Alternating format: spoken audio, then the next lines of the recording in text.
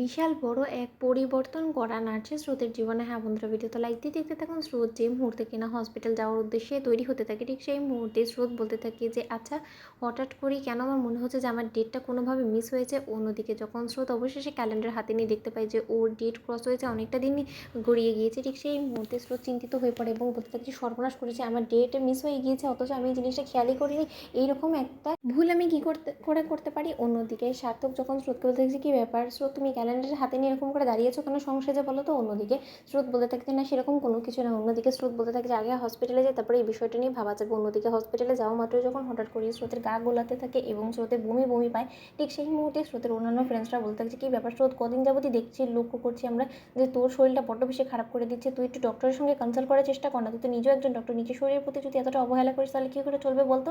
তোর তো নিজেকে আগে সুস্থ রাখতে হবে, তারপর না তুই অন্য কাউকে চিকিৎসা করে সুস্থ করবি, তাই না। অন্যদিকে স্রোত বলতে থাকে যে হ্যাঁ রে, কয়েকদিন যাবতীয় জিনিসটা আমি লক্ষ্য করছি, আমার কেন জানি বমি বমি পাচ্ছে, সবসময় না শরীরের মধ্যে একটা ক্লান্তির মতন মনে হচ্ছে। এরকমটা তো আমি আগেও সবসময় নিজের কাজ নিয়ে ব্যস্ত থাকতাম, কিন্তু কখনো না বাড়ি ফেরার পর আমার এতটা ক্লান্তি বোধ হতো না, কিন্তু এখন না প্রায় সময় আমার এরকম ক্লান্তি বোধ হয়। এবং তার থেকে বড় কথা, মাথা যন্ত্রণা থেকে শুরু করে বমি পাওয়া, এই সমস্যাগুলো থেকে আমি কোনো মতে উদ্ধার হতেই পারছি না। অন্যদিকে এই কথা বলা মাত্রই যখন হঠাৎ করে স্রোতের ফ্রেন্ড বলে উঠে যে কোনো সুখবর আসতে চলেছে নাকি, বলতে আমরা মাসি টাসি হতে চলেছি না কি রে স্রোত। অন্যদিকে স্রোত বলতে থাকে যে তার মানে তোরা কী সব উল্টোপাল্টা কথা বলা শুরু করে দিবি বলতো। অন্যদিকে স্রোতের ফ্রেন্ডসরা বলতে থাকে যে না, নর্মালি তো মাদের থেকে এটাই শুনে এসেছি যে বিয়ের পর বমি পাওয়া, মাথা ঘোরানো, গা ঘোরানো, সেই সব কিছু হলো প্রেগনেন্সির দিকে ইঙ্গিত করে। এবার তোর বেলায় সেটা ব্যতিক্রম কিনা সেটা কী করে বলবো বলতো।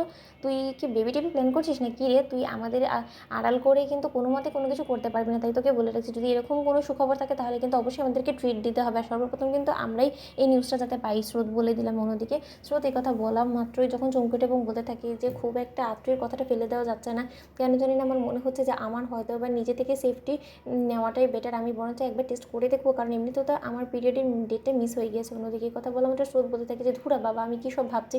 অন্যদিকে যখন স্রোতের চোখ মুখ থেকে সুবিধে না মনে হওয়া মাত্রই স্রোতের অন্য একজন সিনিয়র ডক্টর এসে স্রোতকে বলতে থাকে যে স্রোতেশিনী, তোমাকে একটা কথা বলছে, ধরে নিতে পারো আমার একটা অ্যাডভাইস, যে তুমি যত শীঘ্র সম্ভব একটা প্রেগনেন্সি টেস্ট করে দেখো যে তোমার আসলে কী হয়েছে।